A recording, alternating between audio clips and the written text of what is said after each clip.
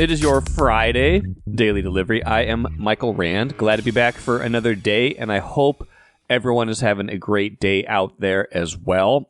Really good show coming up. Jon Marthaler joins me here in just a few minutes to talk soccer, a dual-purpose appearance for Jon today. We're going to talk Minnesota United. They are in the throes of a 6-game losing streak after a great start to the season. Of course, a lot of that losing streak because of depth problems caused in large part by international competitions, Copa America, the Euros, raiding their roster, leaving them thin at several positions and leading to some losses. But then again, those competitions impacted every team in Major League Soccer in some way, and the Loons just didn't have enough depth to cover for the players they were missing. So we'll get into their roster. We will also get into their future, and we will definitely get into USA Soccer. Greg Berhalter fired earlier this week after the disappointing exit at Copa America, and we will get into some possible replacements, which leads us down an interesting path into Canada's World Cup roster almost a decade ago, more than a decade ago, I guess, at this point. So stick around for that as we name some guys from Canada Soccer and I tell a little story. Also, a Wolves note at the end of the show. First, though, what I miss, kind of a Willi Castro few minutes of appreciation here. Named to the All-Star team on Thursday as an injury replacement for Jose Altuve. Ironically, Altuve off the team because of lingering soreness from a hit by pitch against the Twins last week. Bad break for him. Doesn't sound like it's a break. Bad luck for him, I guess, to be clear. But good.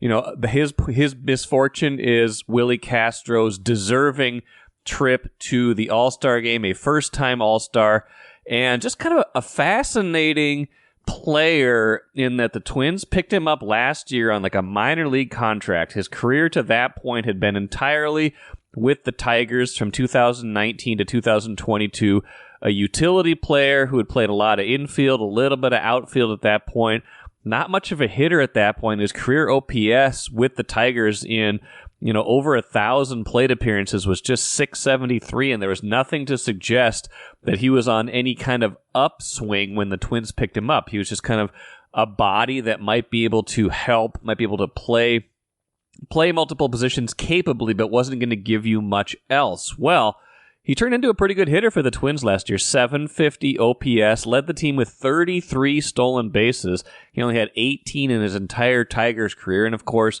some of the new rules, the pickoff rules and such in baseball last year did help juice the stolen base totals of a lot of players, but Willi Castro definitely taking advantage of that.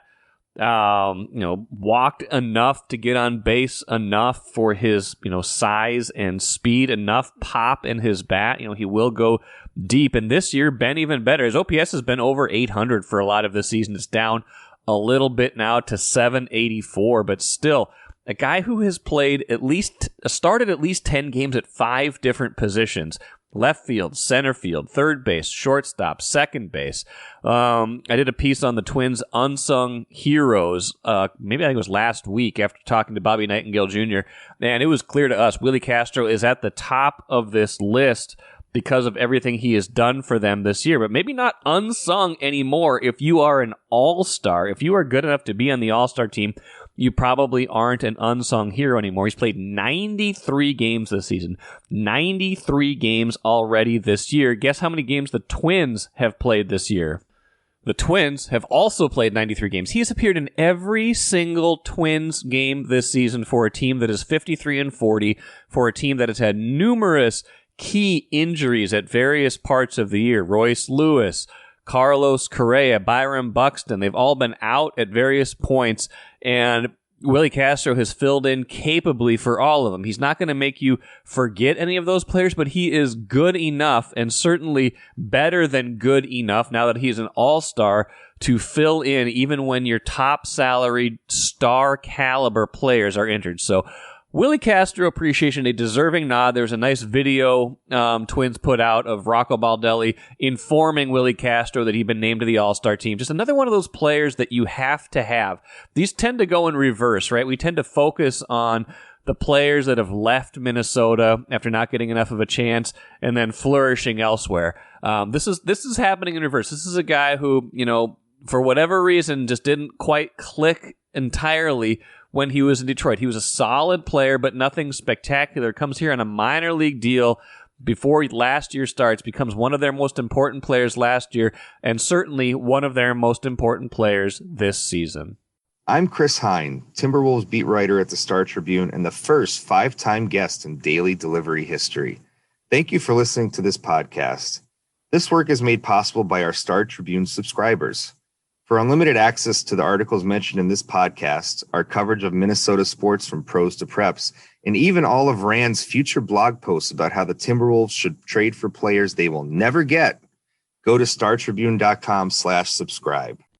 Let's bring in Jon Marthaler to talk soccer right now, both Minnesota United and the U.S. men's national team. We got going pretty good before we started recording, John. I hope we didn't leave our best fastball in the bullpen to mix metaphors. Oh, no. All the good stuff is available for a premium price. Send Mike a check, and he will send you all of the stuff that we already talked about. I didn't even record any of it. I have no idea what we said, but it was good. I remember it was good. We will try to reproduce that in a more polished form now. We're going to talk first about Minnesota United and then get into the expected and now official coaching vacancy with the U.S. men's national team and the seething, never-ending pool of candidates that some would have us believe are available for that role. But Loons, I think the last time I can't remember if it was the last time we talked. One of the last times we talked for this podcast, I kept asking you, is this success sustainable? And you were like, yeah, we got to kind of have to see. And now, John, the question is, can they pull out of this tailspin? So the question has changed, has it not? It's going to be a very funny season to look back on because you've got the best season the best start in team history running directly into the longest losing streak in team history. Yeah. It's like the Twins season, but take the first month and run it out over the last 4 months or whatever. Yes. It's been a struggle for the month, and part of that is to do with just missing guys, whether it was injuries and Copa America. I wrote in the Star Tribune just pointing out that in previous years, whether it was for the World Cup or for Copa America, MLS has always taken a break. They've always looked at the group stage and said, we're not going to play any games during the group stage of this tournament. And so anybody who had players who were going to play in the tournament might miss a game on the front end, maybe a game or two on the back end, but it wouldn't completely blow a hole in somebody's season like it has done for Minnesota. Philadelphia lost 4 guys to the Euros and Copa America. Yeah. Their season is in the toilet. Montreal still has 4 guys with Team Canada. They've done a little better because they beat Philadelphia. That was really the only only good thing they had going for them. It's just a number of teams that have been directly hurt by this, all because MLS wants to take a month and play the League's Cup in July and August, which is that's the rationale. It's the League's Cup that's keeping them from taking this time off. No one, of course, from the league came out and said, oh, we have to do this, and that's why we're not taking the time off. But you look at their schedule. You look at Minnesota United's schedule. Their last MLS game is on July 20th, and then they don't play another MLS game till August 24th. You look at that big old month-long break. There's only so many months in an American year that you can play soccer without freezing to death. Ask anybody who played at Allianz Field on February 2nd about whether it's a good idea for MLS to go to a wintertime schedule. And so MLS, I think, looked and said, well, we really want to do this. We're going to just do that by not taking a break for Copa America. And I think it's really ruined a couple of team seasons, Minnesota included. That said, they also have some depth problems. They also have had some injury problems. These are all things that happen. It's just piling everything together has really been the biggest problem. Well, you're right, because the depth problems, like, it's not like they only took Minnesota United players for these tournaments. Like every team has been affected, I'm sure, in some way. If you have good players, they are going to be playing in one of these tournaments. So what it's done is showing you that, hey, the Loons don't have enough capable, like their 12 through 18 is not as good as a lot of other teams 12 through 18. Right. It kind of worked out strangely in that in past years, it's always been, well, they want to protect the U.S. national team because there's so many MLS players that are going to the U.S. men's national team. I think there were 3 MLS players on the U.S. men's national team this summer. Look how that worked out for Canada.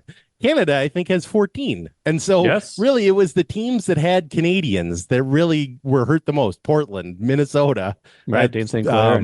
Yeah, Montreal. So blame Canada, I guess is what I'm saying. Blame Canada. Yes, blame Yep. Canada, as South Park taught us a few decades ago. But yeah, but they've lost 6 in a row. That's a problem. That'll put a hole in your season. They've tumbled basically from top 2 or 3 in the table to below the 9th spot, right? They're not even in the in the playoff spots. Not even in the playoff not spots. In the play-in spot. Not even the play-in, not in the playoffs.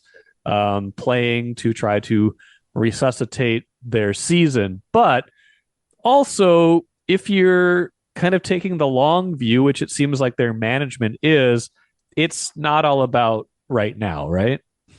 Well, I think this last 6-game stretch has sort of put them in an interesting spot. And I think you see this a lot, like with hockey teams coming up to the trade line or baseball teams coming up to the trade deadline, where we talk a lot about, can this team make a run? Is this a time to sacrifice some stuff? Is this a time to go for it versus is this a time to plan for the future? We've talked about this with the Twins a million times.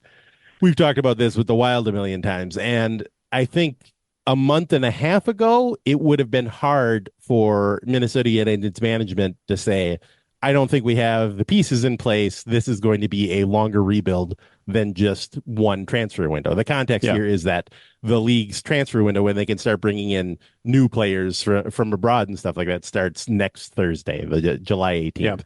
Yeah. So coming up to this, they've sort of been focused on this window all along as they can do some reinforcements. They can make some changes. They can bring some guys in. But had it been a month ago, you would have looked and said, they got a chance to make a real run in the playoffs, maybe be an MLS Cup contender. What are they going to do right now to improve? And I think after a 6-game losing streak, obviously they want to make the playoffs. And I think they're excited about getting guys back and bringing in players in the transfer window. But at the same time, I think they have a lot more cover to go. This is not just a one transfer window kind of rebuild. They're looking at 2, 3, 5 windows to make a difference here. Well, and they're kind of looking at it from the long view. They just brought in a new, everything is new basically right now. You got Eric Ramsey in, you got all new kind of decision makers at this point, and you've got to look at it and say, how do we build something sustainable here?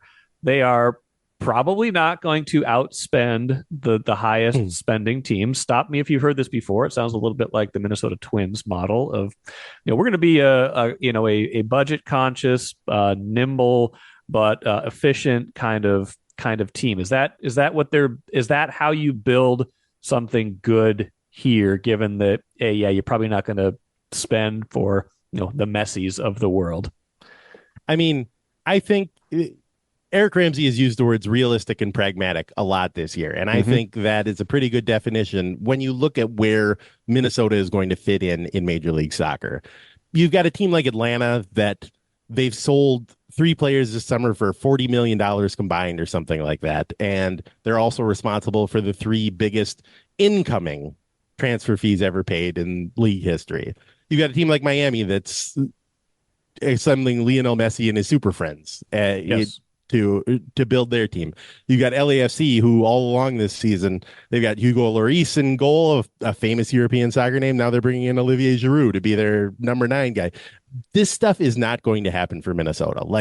We know, and this is kind of a common refrain, but if you are a big name from Europe and Minnesota's offering you the same amount of money as LA or Miami or one of the teams in New York, I don't think that this is entirely insulting to Minnesota to be like, they're not really going to be in the discussion for those kind of players. And so I think they're being pragmatic with how they're going to try to build the team. And the teams, we got to sit down with Khalid Al-Ahmad this week for sort of the first time to talk a little bit about his plans. And the teams that he's name checking as in terms of how he wants to build the team are the teams that are going to be, as he said, efficient, like your Real Salt Lakes, Colorado. Philadelphia, I think, is the model for everybody right now because they have developed a lot of guys through their academy. They've really built the team. Now, it doesn't it doesn't help that they've just lost 5 in a row and drawn another one or something like Right. that. But if you take this last couple of months out of the equation,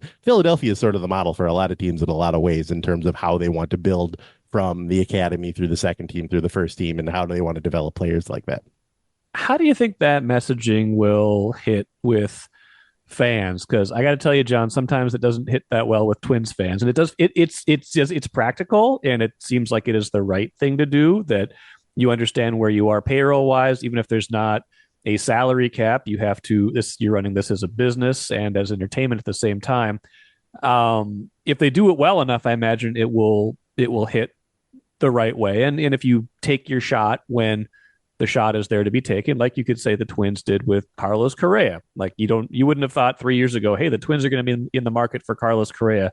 They're going to eventually sign him to a 6-year, $200 million contract with team options beyond that. But how do you think that kind of plays? Do you think fans are savvy enough to realize that that's where the Loons fit into this marketplace in the league? I think it's hard because obviously people who are used to being Minnesota sports fans are used to hearing some version of this of this story, and I think the Twins are especially a good case.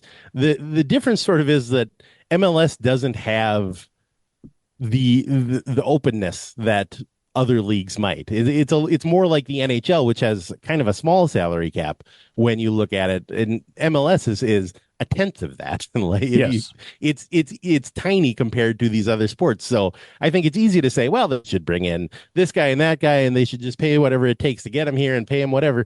There's only so many slots that they have to do that, and so it's you look at how the salary cap is structured, where you have a certain number of designated players that you can kind of pay whatever you want to, and then sort of other categories a little bit below that where you can pay, this guy might be $1.5 million you're paying him. And that's not much. That's like small relief pitcher for the Twins, but that's also like 3 times the quote unquote max salary for a normal player on the MLS budget. So it's a little bit like if you look at the Twins, they could have a Carlos Correa and they could have Pablo Lopez, and then they could have no other high paid players. Right. That's the kind of thing that the Loons are operating on. I think fans are right to want the team to spend money. I don't think that fans should ever get into the process of not wanting teams to spend money, because that's what fans are and that's what fans do. But I think there's a sort of a salary cap reality here that is even more punitive than like the Timberwolves in the second apron. I, for one, can't wait until the Loons are out from underneath those Parisi and Suter buyouts so they can finally start spending some money. I don't know why the previous regime agreed to take on some of that buyout money from Parisi and Suter. 13 years. Bill Guerin is just, he will convince people to do anything he wants. He will. Joking aside, though, like, so what should be like, if this year started out really well, but then hit on hard times here, in part because of depth, in part because of the depth problems caused by these tournaments, like what should be kind of like A, the expectation for the rest of the year, but B, like when should we say, okay, I see this plan coming to fruition? Because they want to change a lot of things about how this thing is all operating. Yeah, I mean, for this year, I think the pie in the sky dream would be to have a home playoff series in the first round, get to that fourth place spot. I think they're 8 points back of Colorado something right now, but they have a third of the season left to go. So talking about, number of points back, it's still a little early for that. That's sort of their pie in the sky. I think they definitely want to make the playoffs. I think it would be, no matter what they're trying to build towards, if they don't make the playoffs, I think they would find it disappointing if they weren't a playoff team this season.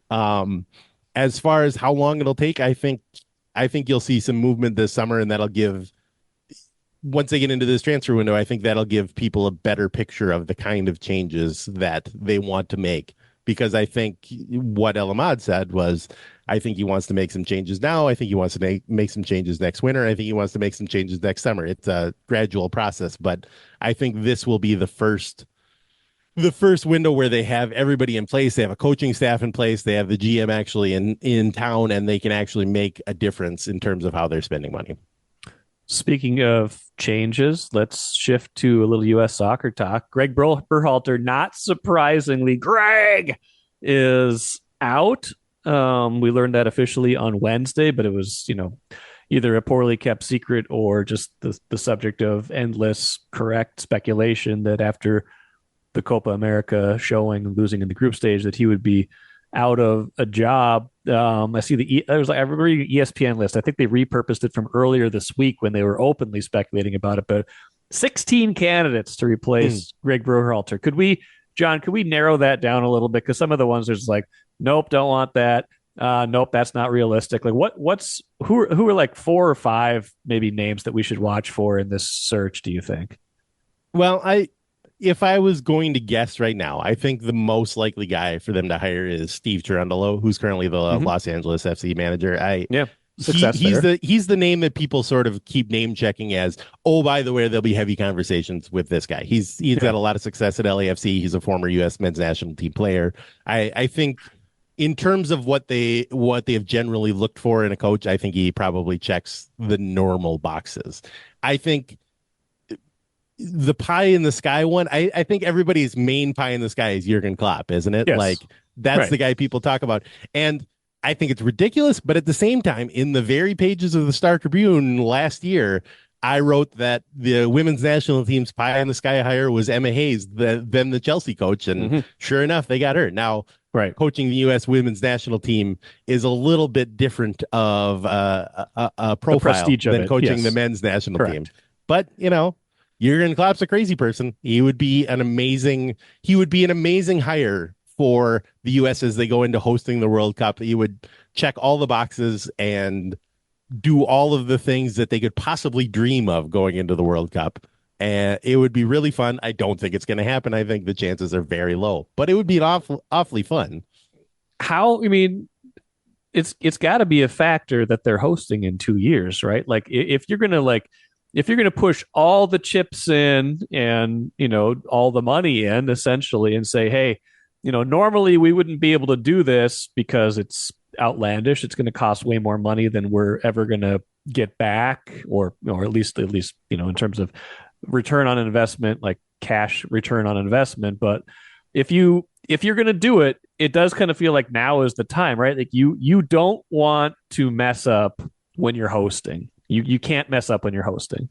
The funny thing about all of this to me is that if Tim Weah doesn't slap a guy and get sent off against Panama, we might not be having this conversation. Right. I wrote about that earlier this week. About how Greg Berhalter, I put that on social media and people were like, well, they still didn't play well down a man and they couldn't score against Uruguay, blah, blah, blah. These are all things, but I really am not sure we're talking about anybody but Greg Berhalter going into 2026. There are a huge segment of U.S. men's national team fans that have wanted him fired since the first game he coached. So there's obviously people who have been Berhalter out from the very beginning. But I think that's the hardest thing about hiring a guy specifically with 2026 in mind, because you can hire, Jurgen Klopp, Pep Guardiola, whoever you want. And if something goes wrong in one group stage game, you might be done no matter what. Right. That's the problem with international tournament soccer. It's just, it can turn on a dime, and it certainly did when Tim Weah lost his goal. Yeah. They don't have to qualify, right? Because they're the host. Nope. They don't have to worry about qualifying. No, but also it's a 48-team World Cup. So honestly, if the United States ever doesn't qualify for a World Cup when there's 48 teams, they should probably just cancel soccer and shut it down for a while. Soccer's canceled. Soccer's been canceled. Soccer is canceled. Yeah, the whole country, it's just banned. Because there's going to be 6 teams from CONCACAF that qualify. It was maybe 7. I can't remember the number, but it doesn't even matter. There's too many teams. I should have this at the top of my brain, but they missed the last one, right? No, they qualified for 2022. They missed 2018. 2018. Okay, sorry. Yes, that's right. That's right. 2018. I was Yep. The pandemic happened and I forgot everything, but it was 2018. Doesn't have anything to do with being in your 40s. That's right. Berhalter got them through to the. And then it was lackluster. It was not like nobody was like really proud. Nobody was wasn't lackluster. They got through the group. That's always pretty good. Then they got slapped around by the Netherlands, but a lot of teams get slapped around by the Netherlands. But we weren't like super proud. We were like, okay, that was like bare minimum expectations. It wasn't an amazing thing where you're like, wow, this was really a step forward. It was a lot like 2010 all over again. Okay, they made it through the group. That's amazing. But It wasn't like Landon Donovan scoring a dramatic goal and everyone chanting USA. It was not that. Yeah, nothing like that. No, but but realistically, so you just named two. Like, so Yep. You got realistic, and then you got pie in the sky. Like, any other names that make sense to you? There's also two that I think one would be funny, one would be very funny. Let's talk about the funny one because I think this is funny too. I think it would be funny to hire Canada's national team coach, who's Jesse March, a guy who played for the U.S. men's national team, wanted the men's national team job. And I think it would be funny because he just took the Canada job and he's gone out of his way during Copa America to talk about how bad the U.S. is. That's what we were talking about. I couldn't believe he gave hilarious. I couldn't believe he gave that interview during Copa America. I'm sure someone just asked him about it and it was just like, yeah, you have connections to Team USA. But yeah, he was talking about like how disappointing it was. I don't know if it was after the Panama game or after it was all said and done, but he was like, yeah, as someone who still follows this, obviously I'm coaching Canada, but man, the vibe over there is not very good. I'm paraphrasing, but it was like, that is weird. It is weird that he is giving this interview and saying that.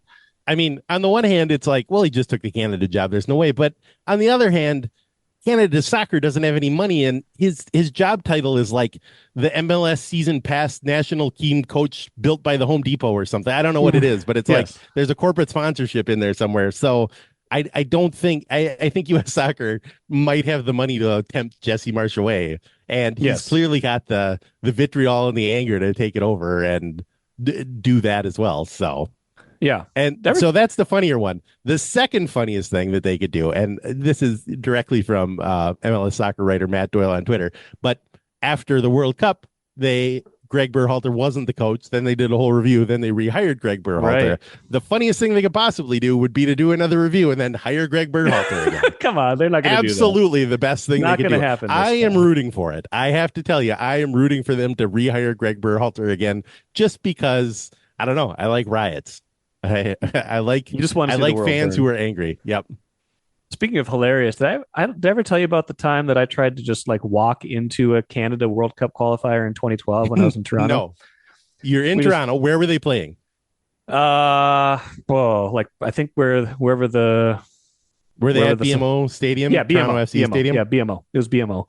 Okay. And of course I was there with Sharkman. And so we're getting ready to run the marathon in Toronto and we're just like, hey, there's a World Cup qualifier. We don't have tickets, but let's just see what happens. We walk down there and we're just like trying to get tickets. Nobody's selling tickets. And I'm just like, what if we just tried to walk in? And so it was like halftime. I'm like, what if we just tried to walk in and kind of like blend in? So we tried to do that. We get like turned away right away. But then someone's like leaving. Like this was my idea, by the way. You would think this was not my idea given the company I was keeping, but it was my idea. And so then like people leave. Like there's one set of fans that like leaves the game at halftime and says, hey, we're leaving. Do you want our tickets? So we're like, sure. So we like walk in. It turns out they're like front and center, like a little bit in the corner. I'm not going to be picky, but a little bit in the corner, but like second row. And so like we watched the second half of a Canada World Cup qualifier. I think it was a World Cup qualifier. It might have been a friendly, but I think it was a World Cup qualifier like October of 2012. Could that have been a qualifying cycle at that point? I don't know. It's a little bit fuzzy. Yeah. Do you remember who they were playing? It was like if they were playing the Netherlands, that wasn't a World Cup qualifier. I'll just tell you right now. It might have been Cuba because I think there was Cuba? there were some defections that happened. Were you and Sharkman involved in the defections? That's what I really want to know. No, but then we ran the marathon, and this is like way off topic, but running a marathon in Canada is terrible because they do the mile markers in both miles and kilometers. Oh, no. And so there's like 1 million of them, and the kilometers, there's 42 of them in a marathon. There's 42 kilometers in a marathon. So you're like getting constant reminders of how far you have to go. It's the same distance, but psychologically it is messing with you because it's like, I got 42 of these. Like it's just like at a certain point of a marathon, you're just like checking off how many of these things you have left, how many of these markers you have left. In a Canadian marathon, they're doing both, and you're just like you're inundated with, oh man, it's like you ran 68 miles because there's 26 plus 42. Oh, that is disappointing. So I think that will tell you as much as anything about where Canada soccer was in 2012, that somebody who had second row tickets to a World Cup qualifier was leaving at halftime. Yes, and just giving away their tickets. I'm trying to find who it was. I can't remember who they were playing. Maybe it was Cuba. I can't remember for sure. The Honduras? surprising thing, No, not Honduras. No. the surprising thing about this story is that it didn't involve Sharkman commandeering the Blue Jays bullpen cart or something and driving in through the loading dock. I wish it would have. That would have been a more appropriate story from what I understand about you and Sharkman. Was that the marathon where he stopped at McDonald's at mile 20? Yes, it was. Wait, was it? Yeah, it definitely was, because we ran 2 of them together that year. We ran grandma's together in June when he was just going to come up and hang out and cheer me on, and ended up getting a bib last minute and ran it just without any training. And then that was the one I think we live tweeted that one. That was the one we live tweeted when live tweeting was a big deal. Boy, that was fun back then. Yeah, it was the internet. Remember when the internet was good? That was peak Twitter, 2012, the early to mid 2010s of Twitter was about as good as it could get. And yeah, I ran that one more seriously though. That was when I was actually trained up for the Canada one was more for fun, and we may have not exactly gotten ourselves in peak condition the night or two before that marathon. But long story short, it would be hilarious if they hired Jesse Marsh, because I would find that would just be funny. It would be funny, and he probably would be a pretty good coach, right? Because he got Canada to the semifinals, right, of the Copa. I think a lot of people would. I think people are excited about his particular brand of intensity. Before we started, I referred to him as the Jim Harbaugh of U.S. soccer coaches, and I think that is about right. Just sort of the same energy. You could imagine Jesse Marsh writing a letter in Microsoft Excel like Jim Harbaugh does. Cuba. I think it was Cuba. Okay. October 12th against Cuba, it looks like. All right. Give me some guys who played for Canada in that game. I have no idea. No clue. I just, no, actually I do. I probably do. They announced, I'm looking at a thing. They've announced the roster for their matches against Cuba and Honduras, the 5th and 6th matches it was the CONCACAF third round of the 2014 FIFA World Cup qualifiers. So yeah, it was a World Cup qualifier, and we saw half of it. Goalkeeper. Oh boy, these are hard names. Okay. Goalkeepers Milan Borjan and Lars Hirschfeld. All right. Kenny Stamatopoulos, and defenders Marcel De Jong, David Edgar, Andre Heinold, Dejan Javok, Ande Jazik, Mike Kluowski, and Kevin McKenna. Have you heard any of these people? There were a couple early on that I think I've heard of. Kevin McKenna, I don't recall. I'm not. Pedro Pacheco. Does that ring a bell? Toussaint these Ricketts. Are like this Toussaint Ricketts. There's an MLS sicko name right there. I feel like we're entering into Sleeve McDykel territory, and we're playing baseball stars, pretend MLB names. Yeah, I mean. There's a small population that is remembering any of these names, but they're excited right now. This has been remembering some Canadian soccer guys. Let's remember some guys. Yeah, the match was Friday. It looks like Friday, October 12th, and I guess the marathon was it's either Saturday or Sunday. I can't remember, but it was one of those days. It was one of those days. Anyway, the U.S. is going to hire somebody. Maybe it'll be the Canada coach that really wanted the U.S. job. And at least they're pretty much done rating the Loons roster. Are they kind of back at full strength now? Well, Canada is playing the third place game on Saturday. Minnesota's at Houston. Why are they playing third place games at these tournaments are idiotic.